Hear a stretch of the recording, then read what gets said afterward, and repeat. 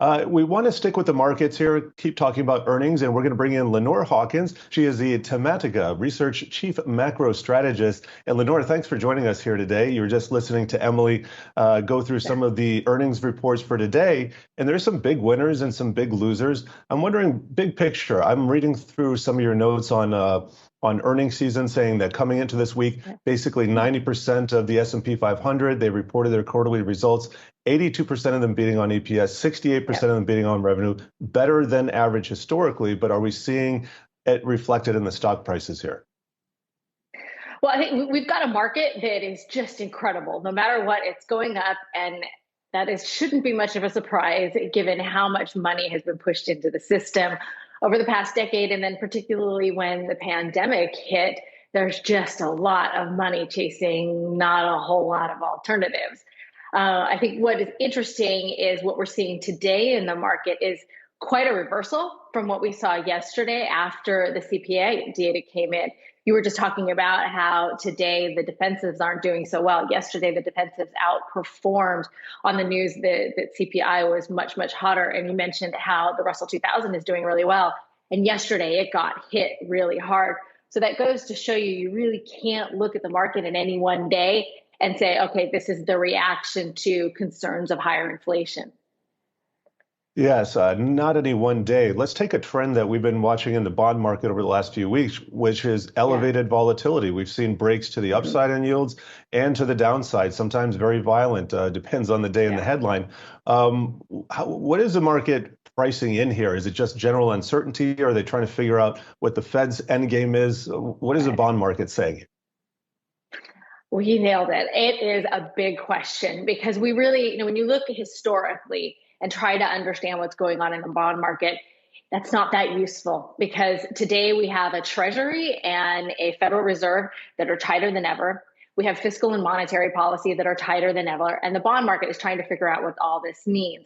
Now, we did see yesterday, particularly the shorter term bonds, those yields really went up. But if we the 2-year yield went up to 51 basis points, that's the highest we've seen, but only since March of 2020. The 10-year right now is just under 1.6%. And that's a big deal because it jumped up.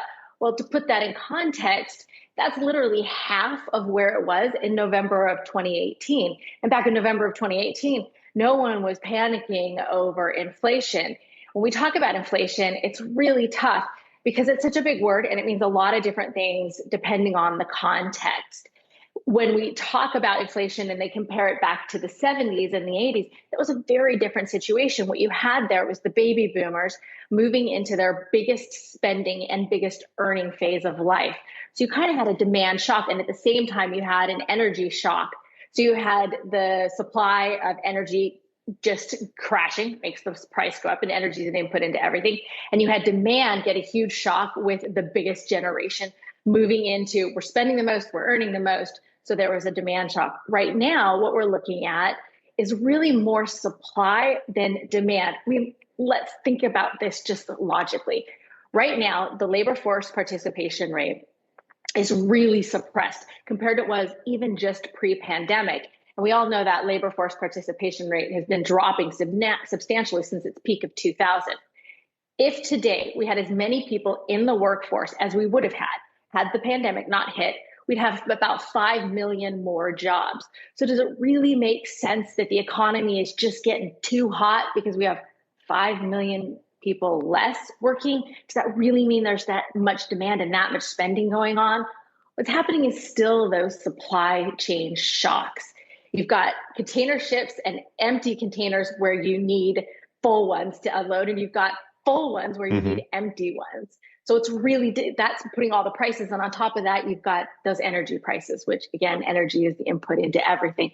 So while we still have that supply chain a complete mess, we're going to have prices still be pushing higher.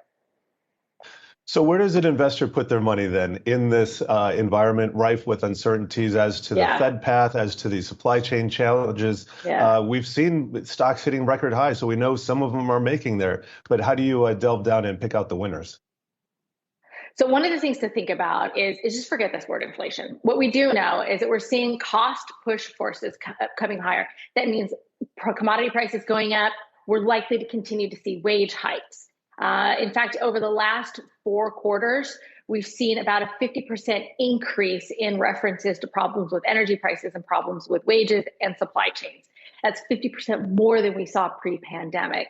So when you think about that, investors really need to be careful with those sectors that are most vulnerable. What that means is those that have high energy intensity relative to sales, those that have high employee to sales intensity, and those that have inventory to sales ratio that makes them very vulnerable to supply chain disruptions. One of the things that this pandemic did was really confuse the narrative, the prevailing narrative on what was a really good supply chain. We had this just-in-time type supply chain where you didn't really want to have a bunch of inventory. You wanted to have products show up basically just the second you sell them. That was great cash management. That kept your margins really solid. That works until the supply chains get all messed up. So those industries that had gotten really good, really, really efficient at having a very skinny supply chain, they're getting hit. So what that means is the higher risk sectors are going to be those such as materials, industrials, and some of the consumer discretionary. Your lower risk sectors are things like energy, financials, and the communication sector.